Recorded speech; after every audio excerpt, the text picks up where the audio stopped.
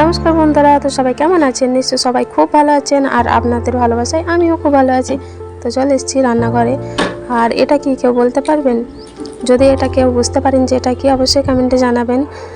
তো এটা হচ্ছে, আমি বলে দিই, কলার মাজা। তো কলার মাজাটা আমি আগের থেকে ভালো করে একদম কুচি কুচি করে কেটে রেখেছিলাম, আর তার সঙ্গে আলুটাও ছোটো ছোটো করে কেটে রেখেছিলাম, আর ছোলার ডালটা আগের থেকে ভিজিয়ে রেখেছিলাম। তো কলার মাজা, ছোলার ডাল আর আলু একসঙ্গে একটু নুন হলুদ দিয়ে আমি ভাপিয়ে নেব। আর সব কিছু ভাপাতে দিয়ে এদিকে আমি একটা নারকেলকে কুড়ে নেব।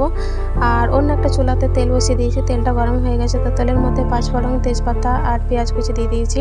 পেঁয়াজটা যখন একটু ভাজা হবে তখন আমি আদা রসুন আগের থেকে ছিঁচে রেখেছিলাম, তো সেটাই দিয়ে দেবো। তো ওটাও একটু ভাজার পরে জিরের গুঁড়ো, নুন, হলুদ সব আমি দিয়ে দেবো, আর দিয়ে দেবো কাঁচা লঙ্কা। তো সব কিছু আমি ভালো করে একটু কষিয়ে নেবো আস্তে আস্তে। আর যখন কষানো হয়ে যাবে তারপরে আমি এই যে আগের থেকে এই কলার মাজা, আলু আর ছোলার ডালটা সেদ্ধ করে রেখেছিলাম, তো সেটা দিয়ে দেবো। তো সেটা ভালো করে একটু কষিয়ে নিয়ে একটু জল দিয়ে দেবো, আর দিয়ে দেবো একটু চিনি, কারণ একটু চিনি না দিলে কষা লাগবে, তো তাই জন্য একটু চিনি দিয়ে দেবো।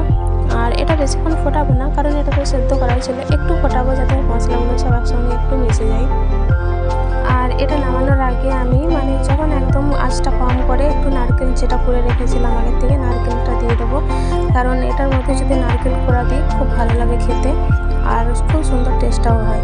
তো তাই এই যে নারকেলটাও দিয়ে দিলাম। আর অবশ্যই নামানোর আগে আপনারা একটু গরম মশলা দিয়ে দেবেন। আমি নামানোর আগে একটু গুঁড়ো গরম মশলাটা দিয়ে দিয়েছিলাম। তো অবশ্যই এভাবে একবার বানিয়ে দেখবেন, আর কেমন লাগলো অবশ্যই আমাকে এটা কমেন্টে জানাবেন।